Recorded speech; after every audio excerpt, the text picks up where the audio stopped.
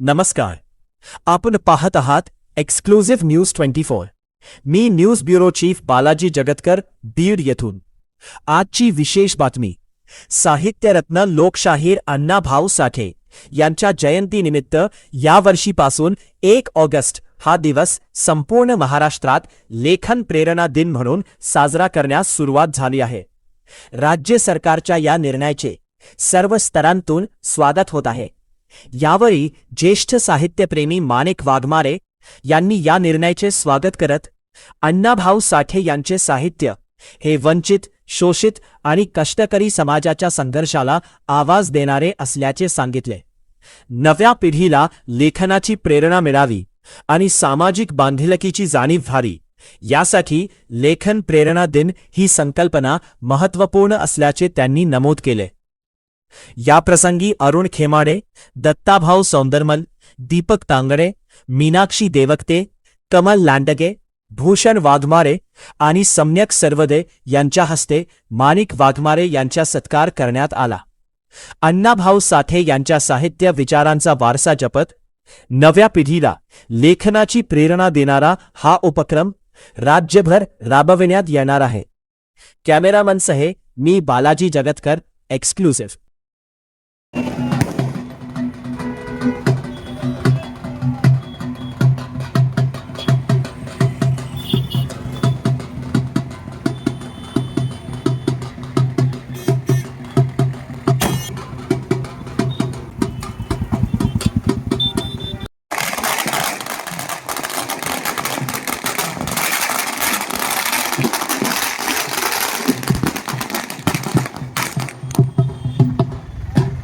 सर्वप्रथम मी साहित्यरत्न लोकशाहीर अण्णाभाऊ साठे यांच्या जयंतीनिमित्त तमाम जनतेला मी या ठिकाणी हार्दिक हार्दिक अशा शुभेच्छा देतो. मी गेली 10 वर्षापूर्वी भारतीय दलित प्रांतरच्या माध्यमातून एक आंदोलन केलं होतं, धरणे आंदोलन केलं होतं आणि त्या आंदोलनामध्ये एवढं मोठं कार्य असलेल्या साहित्यरत्न डॉक्टर अण्णाभाऊ साठे यांचं संयुक्त महाराष्ट्र चळवळीमध्ये असलेलं योगदान, यांचं इथल्या शोषित वंचित पीडित लोकांच्या वेदना आणि त्यांचे दुःख जगाच्या वेशीवर टांगलेलं असलेलं कार्य, इतकं महान कार्य असताना गेल्या एवढे वर्ष झालं तरी अण्णाभाऊची जयंती साधी शासकीय कार्यालयात साजरी होत नाही किंवा ती त्या दिवशी सुट्टी जाहीर केली जात नाही.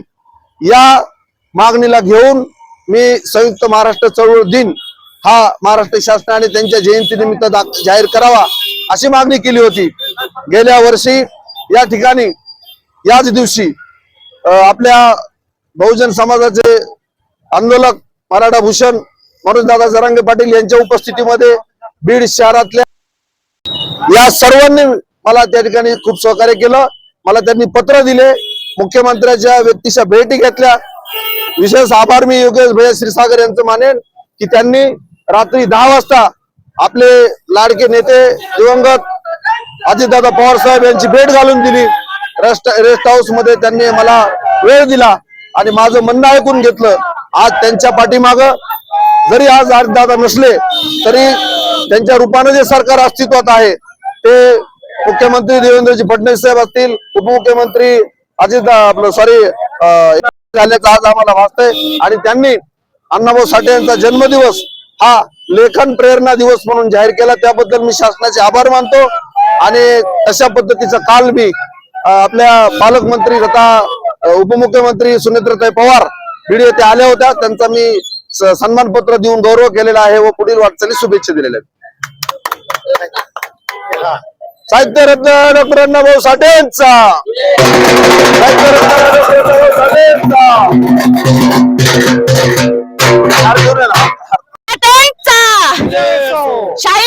अण्णाभाऊ साठेंचा, लवजी वस्तादांचा. या आज जयंतीच्या निमित्तानं मी सर्व बीडकरांना अण्णाभाऊ साठे जयंतीच्या हार्दिक हार्दिक शुभेच्छा देते. अण्णाभाऊ साठे यांच्या जयंतीनिमित्त मी आज अण्णाभाऊ साठे, साहित्यरत्न अण्णाभाऊ साठे यांना कोटी कोटी अभिवादन करते आणि सर्व जनतेला जयंतीच्या हार्दिक हार्दिक शुभेच्छा देते. आणि सरांनी सांगितल्याप्रमाणे साहित्यरत्न, साहित्यिकांना वाट दाखवणारे अण्णाभाऊ साठे यांचा जो जन्मदिन आहे तो प्रेरणा दिन, वाचन प्रेरणा दिन म्हणून साजरा करावा असं त्यांना प्रेरणा मिळालेली आहे. त्याबद्दल मी सरांचं अभिनंदन करते आणि सर्व जनतेस आजच्या दिनाच्या सर्वांना हार्दिक हार्दिक शुभेच्छा देते. अण्णाभाऊ साठेंचा, आंबेडकरांचा, अहिल्याबाई होळकरांचा, सर्व महान नेत्यांना मी इथं अभिवादन करते आणि सर्वांना शुभेच्छा देते. जय हिंद, जय महाराष्ट्र. आज अण्णाभाऊ साठे जयंतीच्या सर्वांना खूप खूप शुभेच्छा देते.